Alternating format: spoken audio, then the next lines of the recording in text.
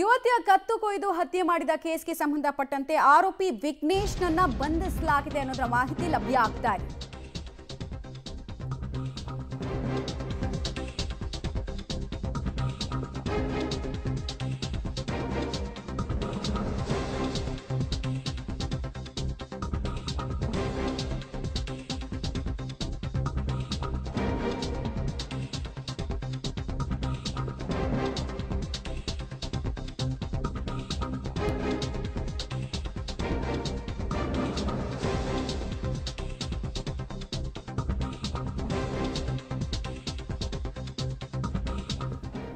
ಬೆಂಗಳೂರಿನಲ್ಲಿ ಕಾಲೇಜು ವಿದ್ಯಾರ್ಥಿನಿ ಹತ್ಯೆ ಕೇಸ್ಗೆ ಸಂಬಂಧಪಟ್ಟಂತೆ ಯಾಮಿನಿ ಪ್ರಿಯಾ ಮರ್ಡರ್ ಮಿಸ್ಟರಿಗೆ ಸಂಬಂಧಪಟ್ಟಂತೆ ಆರೋಪಿ ವಿಘ್ನೇಶ್ನನ್ನ ಅರೆಸ್ಟ್ ಮಾಡಲಾಗಿದೆ. ನಿನ್ನೆ ಮಧ್ಯಾಹ್ನ ಕೊಲೆ ಮಾಡಿ ಈತ ಎಸ್ಕೇಪ್ ಆಗಿರ್ತಾನೆ.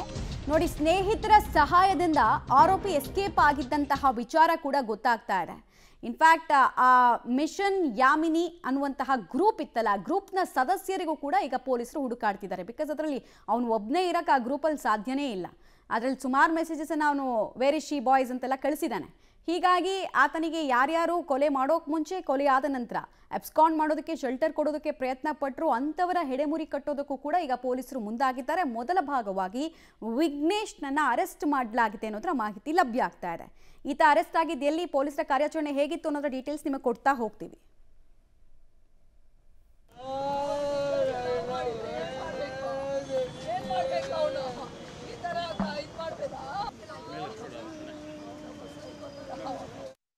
ಡೀಟೇಲ್ಸ್ ಕೊಡ್ತಾರೆ ಮುರಳಿ. ಈತ ಅರೆಸ್ಟ್ ಆಗಿದ್ದು ಎಲ್ಲಿ, ಪೊಲೀಸರ ಕಾರ್ಯಾಚರಣೆ ಯಾವ ರೀತಿ ಆಯಿತು, ಈ ಮರ್ಡರ್ನಲ್ಲಿ ಇನ್ನೂ ಎಷ್ಟು ಜನ ಭಾಗಿಯಾಗಿರುವ ಶಂಕೆ ಇದೆ, ಪೋಸ್ಟ್ ಮರ್ಡರ್ ಇರ್ಬೋದು ಅಥವಾ ಪ್ಲಾನ್ ಎಕ್ಸಿಕ್ಯೂಷನ್ ಇರ್ಬೋದು, ಎಷ್ಟು ಜನ ಅಂತ?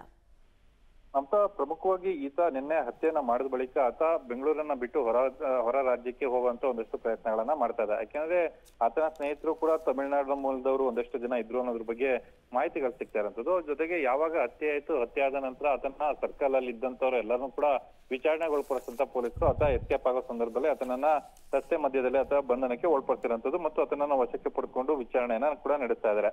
ಯಾಕಂದ್ರೆ ಮಿಷನ್ ಯಾಮಿನಿ ಅಂತ ಹೇಳಿ ಒಂದು ಗ್ರೂಪ್ ಅನ್ನು ಕೂಡ ಮಾಡ್ಕೊಂಡಿದ್ದ. ಗ್ರೂಪ್ ನಲ್ಲಿ ಎಷ್ಟು ಜನ ಸದಸ್ಯರಿದ್ರು, ಜೊತೆಗೆ ಹತ್ಯೆ ಆದ ಬಳಿಕ ಆತ ಎಸ್ಕೇಪ್ ಆಗ್ಲಿಕ್ಕೆ ಯಾವ ರೀತಿಯ ಸಹಾಯವನ್ನ ಮಾಡಿದ್ರು, ಜೊತೆಗೆ ಹತ್ಯೆ ಮಾಡೋದಕ್ಕಿಂತ ಮುಂಚಿತವಾಗಿ ಮತ್ತು ಹತ್ಯೆ ಆದ ನಂತರ ಸಹಾಯ ಮಾಡಿದಂತವ್ರು ಯಾರು, ಇದೆಲ್ಲದ್ರ ಬಗ್ಗೆನೂ ಕೂಡ ಸಂಪೂರ್ಣವಾಗಿ ಕುಲಂಕುಷವಾಗಿ ಪೊಲೀಸರು ತನಿಖೆಯನ್ನ ಮಾಡ್ತಾರೆ. ಮೊದಲ ಹಂತವಾಗಿ ಹತ್ಯೆಯನ್ನ ಮಾಡಿದಂತ ವ್ಯಕ್ತಿ ಏನಿದೆ, ವಿಘ್ನೇಶ್ ಏನಿದೆ, ಆತನನ್ನ ವಶಕ್ಕೆ ಪಡ್ಕೊಂಡಿದ್ದಾರೆ. ಜೊತೆಗೆ ಇವತ್ತು ಆತನನ್ನ ಮೆಡಿಕಲ್ ಮಾಡಿ ಅದಾದ ಬಳಿಕ ಮತ್ತೆ ಪೊಲೀಸ್ ಕಸ್ಟಡಿಗೆ ಪಡ್ಕೊಳ್ಳುವಂಥದ್ದು, ಜೊತೆಗೆ ಆತನ ಮೊಬೈಲ್ ಇರ್ಬೋದು, ಜೊತೆಗೆ ಆತನ ಸ್ನೇಹಿತರ ಮೊಬೈಲ್ಗಳಿರ್ಬೋದು, ಇದೆಲ್ಲನೂ ಕೂಡ ತಮ್ಮ ವಶಕ್ಕೆ ಪಡ್ಕೊಳ್ಳುವಂಥದ್ದು. ಜೊತೆಗೆ ವಶಕ್ಕೆ ಪಡ್ಕೊಂಡ ಬಳಿಕ ಆತ ಗ್ರೂಪ್ ನಲ್ಲಿ ಇದ್ದಂತವ್ರು ಯಾರ್ಯಾರಿದ್ರು, ವಾಟ್ಸ್ಆಪ್ ಗ್ರೂಪ್ ಏನಿತ್ತು ಆ ವಾಟ್ಸ್ಆಪ್ ನ ಗ್ರೂಪ್ ನಲ್ಲಿ ಇದ್ದಂತವ್ರು ಯಾರ್ಯಾರು, ಅದ್ರ ಬಗ್ಗೆ ಎಲ್ಲ ಕೂಡ ಮಾಹಿತಿಯನ್ನ ಕೂಲಂಕುಷವಾಗಿ ಪಡ್ಕೊಳ್ಳುವಂತ ಕೆಲಸಗಳನ್ನ ಮಾಡ್ತಾರೆ. ಯಾಕಂದ್ರೆ ನಿನ್ನೆ ಸಿಕ್ಕಂತ ಮಾಹಿತಿ ಪ್ರಕಾರ ಸರಿಸುಮಾರು ಆಕೆಯ ಕಾಲೇಜ್ B.Pharm ಕಾಲೇಜ್ ಏನಿತ್ತು ಅಲ್ಲಿಂದ ಬಿಟ್ಟಂತ ಸಂದರ್ಭದಲ್ಲಿ ಅಲ್ಲಿಂದನೂ ಕೂಡ ಆಕೆಯನ್ನ ಫಾಲೋ ಅಪ್ ಮಾಡ್ಕೊಂಡ್ ಬಂದಿದ್ದಾರೆ. ಫಾಲೋ ಮಾಡ್ಕೊಂಡು ಬಂದು ಬಸ್ ನಲ್ಲೇ ಬರ್ತಾಳೆ. ಆ ಬಸ್ ನಲ್ಲಿ ಬಂದು ಯಾವಾಗ ಆ ರೈಲ್ವೆ ಏನು ಗೇಟ್ ಏನಿತ್ತು ಅದನ್ನ ದಾಟಿ ಮುಂದೆ ಬಂದಂತ ಸಂದರ್ಭದಲ್ಲಿ ಇದ್ದಂತ ಸಂದರ್ಭದಲ್ಲೂ ಕೂಡ ಫಾಲೋ ಅಪ್ ಅನ್ನ ಮಾಡಿದ್ದಾರೆ ಅನ್ನೋದ್ರ ಬಗ್ಗೆ ಮಾಹಿತಿಗಳು ಸಿಗ್ತದೆ. ಅದ್ರ ಬಗ್ಗೆ ಪೊಲೀಸರು ತನಿಖೆಯನ್ನ ಮುಂದುವರಿಸ್ತಾ ಇರೋಂಥದ್ದು. ಮಮತಾ, ಧನ್ಯವಾದ ಮುರಳಿ ತಮ್ಮ ಮಾಹಿತಿಗಾಗಿ.